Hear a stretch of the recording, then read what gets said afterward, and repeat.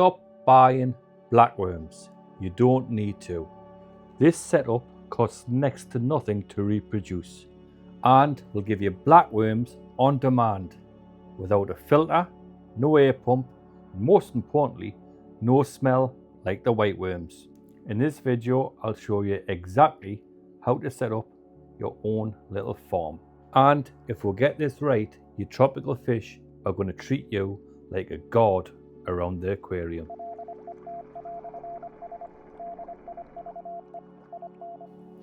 Welcome back, fish tubians, and as you've probably guessed by the thumbnail and the title, we're delving into another live food culture. So stick around because it's coming up. So fish fans, what we're going to need? We're going to need some kind of plastic tote or glass aquarium that you've got lying around. You're going to need some pea gravel and of course the live culture. Now I got this from a fish store as food for my fish, but I'm going to use it this time to actually farm it. So we're aiming for about an inch of gravel at the bottom of the tote. And while we put this little setup together, I'll give you a brief overview of blackworms. These little wrigglers are one of the best food sources in the aquarium hobby. Not only do they not smell, but also they're aquatic and can live in your substrate and can pop out as a little snack now and then for your fish to graze on, because most fish love to graze throughout the day. So what are they? Blackworms, or Lumbricoleus variegatus, are a freshwater annelid worm commonly used as live food for fish. They are incredibly hardy, live in cool, oxygenated, rich water, and most importantly, they don't multiply the way most people expect. So what is the main way blackworms multiply? Blackworms multiply primarily through fragmentation, not traditional breeding. Here's how it works. A blackworm's body can split into sections. Each section is capable of regenerating the missing parts. The single worm can become 2 or more complete worms.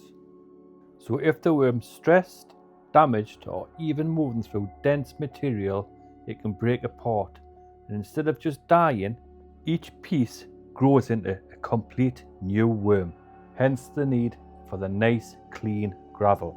This is why a small culture can suddenly double or triple in size. Do blackworms reproduce sexually? Yes, but it's rare in captivity. Blackworms are technically capable of sexual reproduction, producing cocoons with eggs. However, in the aquarium in culture conditions, asexual fragmentation is by far the dominant method. So if your population is growing, it's almost always regeneration doing the work. So that's the gravel, nicely prepared and very well cleaned. One thing to note is that these are living and will produce ammonia off their waste. So it's going to create its own little cycle within your tote. Best thing to do is keep on top of your water changes and use plenty dechlorinated fresh water to keep it thriving. Speaking of your culture thriving, conditions that speed up multiplication. If you want your blackworms to multiply quickly, these conditions will help. Cool water, ideally 10 to 18 degrees Celsius. High oxygen levels. We'll get that later when I add an air stone. Gentle water flow. The air stone will also provide that. And feeding your worms every other day sparingly will help. Minimal disturbance. Agitation of the gravel will help with fragmentation, but don't overdo it. Interestingly, mild stress can increase fragmentation, but too much stress kills them. So like many things in the fish room, balance is the key. So next we're going to add our worm cultures to the gravel.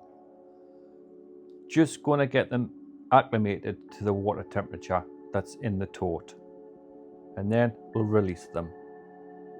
So to start off this little worm farming project, I went with 9 bags of what would have been live food from the fish store.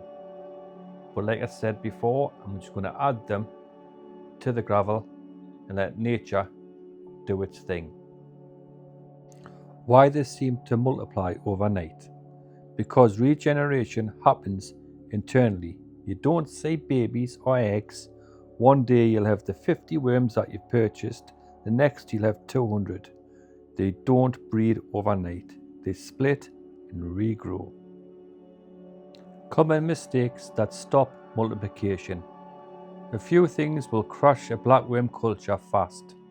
Warm water, poor oxygenation, overfeeding causing foul water, causing pneumonia, which will kill them, crushing and rinsing them aggressively. Copper or other medications that have copper will also kill off your culture. Blackworms thrive in clean, cool, oxygen-rich conditions, not dirty ones.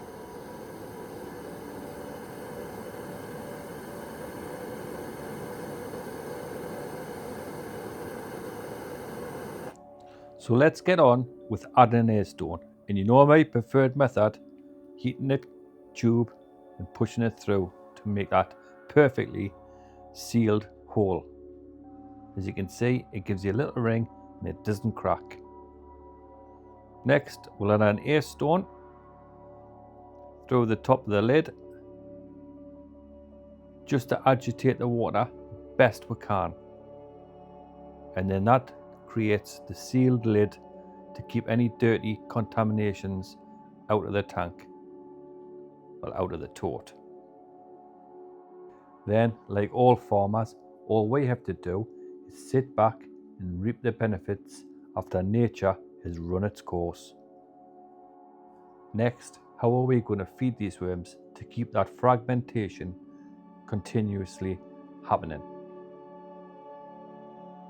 So what are we going to feed our blackworms? I use a mixture of protein pellets and spirulina powder. That way they're getting a nice protein source and a vegetable source every other day. And get this, they love mullein. So when you're doing your water changes, if you get a little bit of mullein, try not to make sure the water is at the too high of a temperature. Put that in as well. They love it. Then all we have to do is sit back, feed the fish, and watch them go crazy for this fantastic fish food.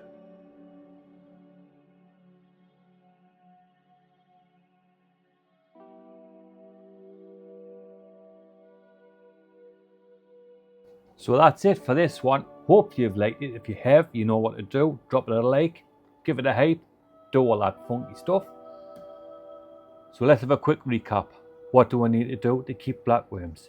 I need to have them cool, clean and oxygenated. It's up to you to do them 3 things. And this little food source will repay you tenfold. Until next time, my friends. See you later. Bye bye. Boo.